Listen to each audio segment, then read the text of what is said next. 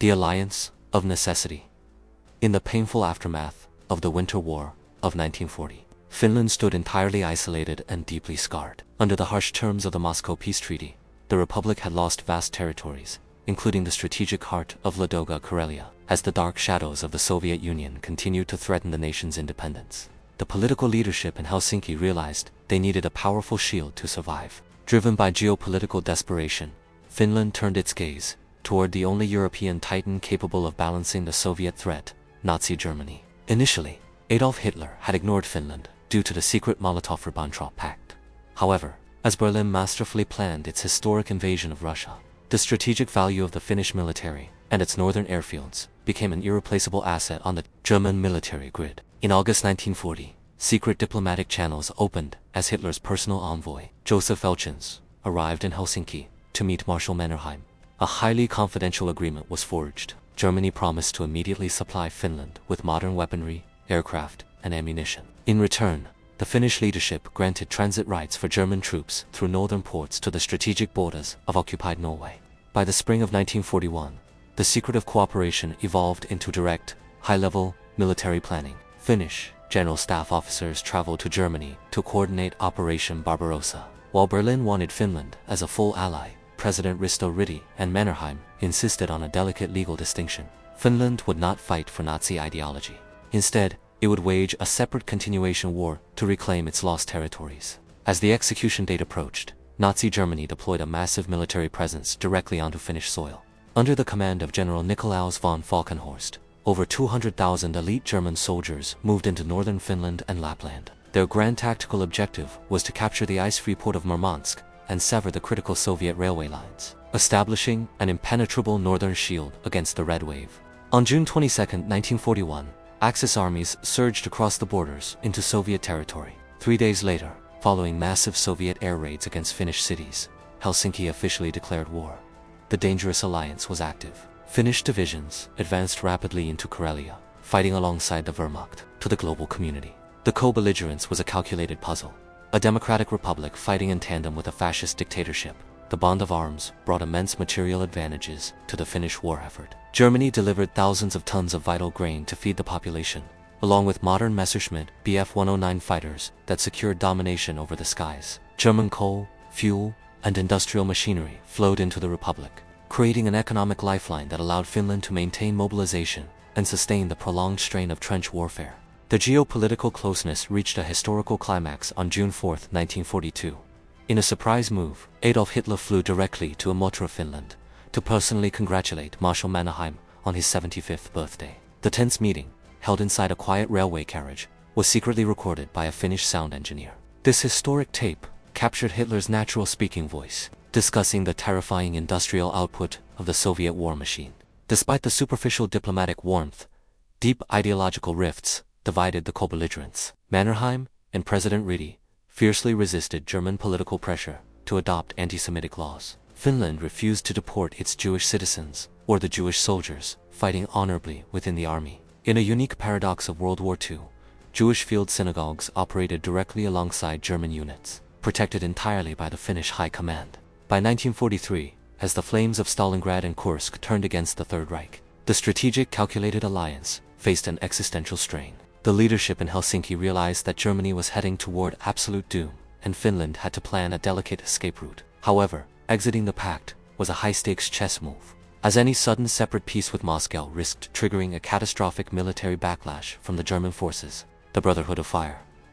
On June 9, 1944, a catastrophic Soviet strategic offensive broke through the Karelian Isthmus, as the Red Wave threatened to crush Finland entirely. The formal political treaties dissolved into a raw, human bond of survival. Facing total doom, the friendship between Finnish and German soldiers was put to the ultimate test. In this dark hour, Germany answered the desperate call of its northern brothers with immediate, unyielding loyalty. To seal this bond of friendship, Berlin demanded a massive political sacrifice. German Foreign Minister Joachim von Ribbentrop arrived in Helsinki, refusing to deliver heavy weapons unless Finland bound its destiny to the Reich. In a profound display of personal sacrifice, President Risto Ryti signed a private letter to Hitler. Ryti intentionally destroyed his own future, guaranteeing that Finland would never make a separate peace without its German brothers. With the pact secured, a saving wave of German operational assistance flooded the front lines. The most legendary symbol of this human camaraderie was Detachment Kulmi, a specialized Luftwaffe wing led by Lieutenant Colonel Kurt Kulmi. Over 70 modern German aircraft flew directly into Imola airfield. These young German aviators looked into the eyes of their Finnish brothers, locking their shoulders together to face the catastrophic Soviet storm. The young pilots of Detachment Kulmi operated with calculated, suicidal ferocity to shield the retreating Finnish units, flying continuous, exhausting sorties in their Focke-Wulf 190 and Ru-87 Stuka bombers. They executed thousands of precision strikes against Soviet armor reserves. The German aviators bled alongside Finnish ground forces, forming a genuine psychological bond as they flew through terrifying flak curtains together to protect the skies, down in the muddy inferno of the trenches. This deep camaraderie materialized in the form of the 303rd Assault Gun Brigade, operating heavy Stoogie 3 vehicles. These German crews rolled directly into the absolute front lines beside Finnish infantrymen. They shared the same dark trenches, the same meager rations, and the same terrifying artillery barrages. Language barriers vanished instantly, replaced by the universal understanding of mutual survival. The German assault gun crews developed an intense, protective affection for the stubborn Finnish soldiers. Witnessing the unyielding sisu of the defenders against impossible mechanical waves, the Wehrmacht crews fought with double determination. They used their low-profile vehicles to form a mobile shield, blocking Soviet tank movements and executing daring counter-strikes to rescue pinned-down Finnish companies from certain annihilation.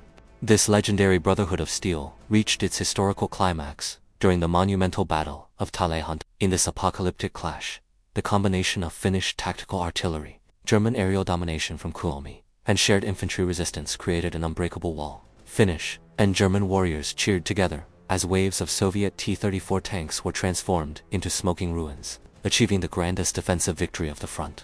Beyond the dramatic military coordination, Germany delivered life-saving technology directly into the hands of its northern friends. Thousands of revolutionary Panzerfaust and Panzerschreck anti-tank weapons arrived at the ports. German instructors worked tirelessly beside young Finnish privates, teaching them how to hold their breath in danger and face a multi-ton iron monster from a distance of mere meters, sharing the vital secrets of survival. This mutual respect and strategic success successfully stabilized the chaotic front lines by late July 1944.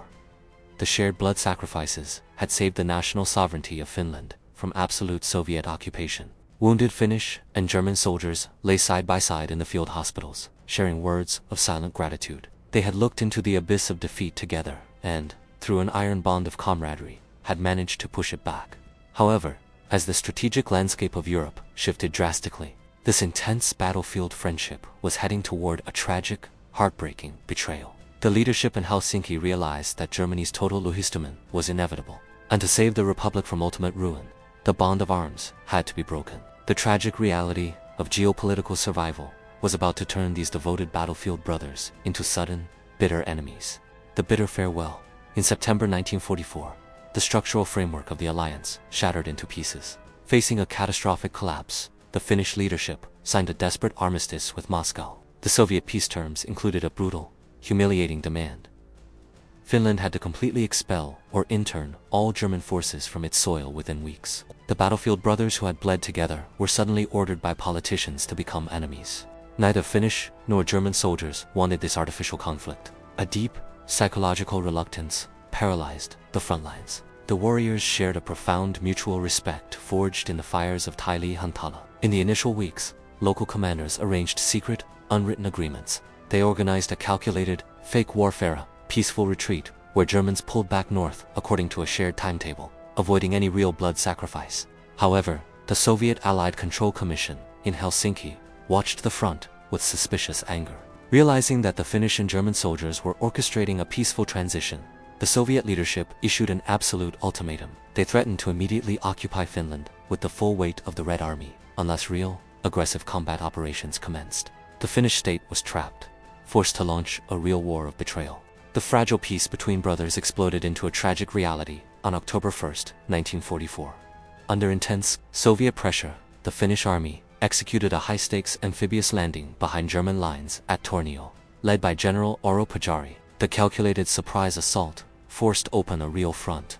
Finnish privates looked through their rifle sights at the familiar gray uniforms of their former saviors, their hearts breaking as they pulled the triggers.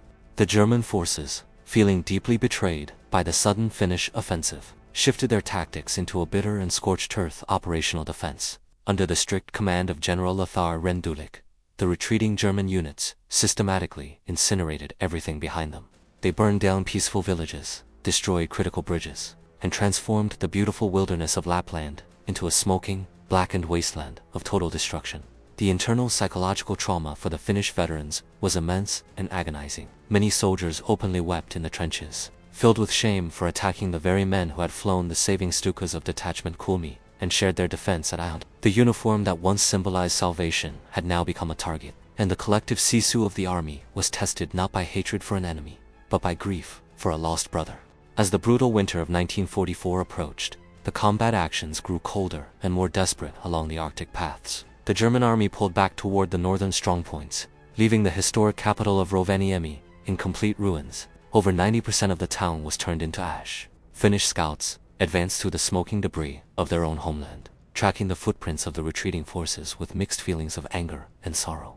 The tragic irony of geopolitical survival reached its freezing climax in the remote wilderness of Kilpisjärvi. There, along the tri-border area, the final remnants of the German army held their mountain defensive networks until the spring of 1945.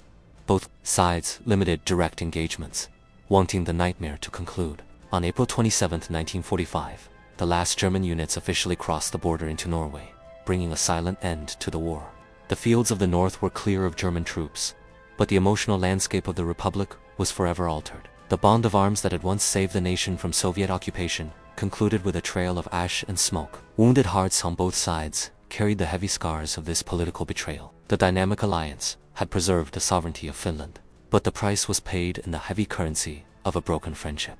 In the grand theater of history, the story of the Finnish-German Brotherhood remains a powerful testament to the cold laws of survival. Ordinary soldiers had forged a genuine escavies under fire, only to be crushed by the machinery of higher politics. As the veterans of both nations aged, the memory of Lapland faded into the background, leaving behind the eternal truth that in the chaos of war, the heaviest blood sacrifice is often a broken bond.